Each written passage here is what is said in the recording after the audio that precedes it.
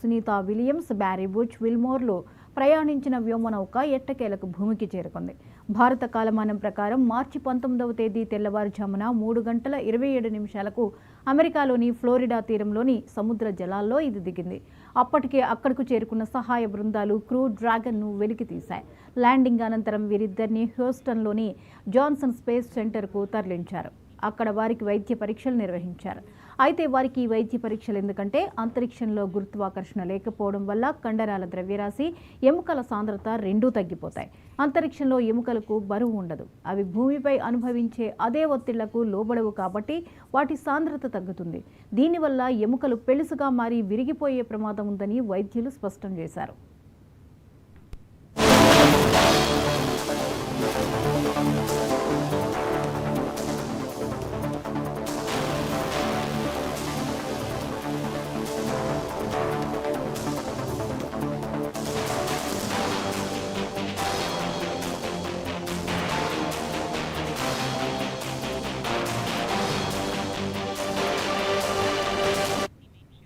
అలాగే గురుత్వాకర్షణ శక్తి లేకుంటే కండరాలు వేగంగా బలహీనపడతాయి.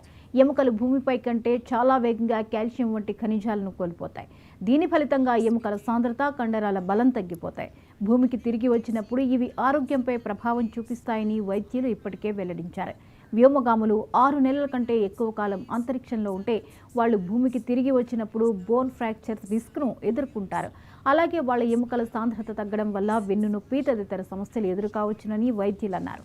దీంతో ఎముకల సాంద్రతను పెంచడం కోసం వాళ్లకు 3 నెలల పాటు సప్లిమెంట్స్ ఇవ్వనున్నారు.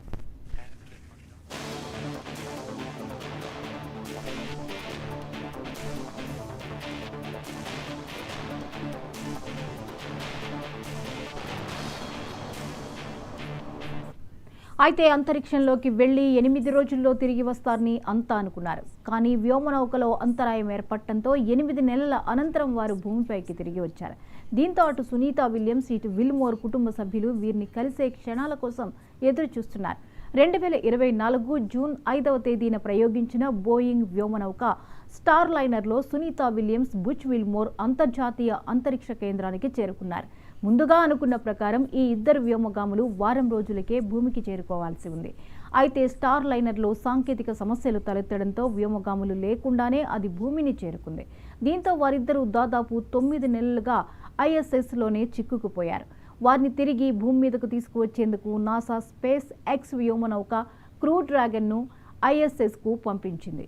అది ఆదివారం అంతర్జాతీయ అంతరిక్ష కేంద్రంతో అనుసంధానమైంది. దీంతో సునీత, విల్మోర్ల రాకకు మార్గం సుగమమైంది.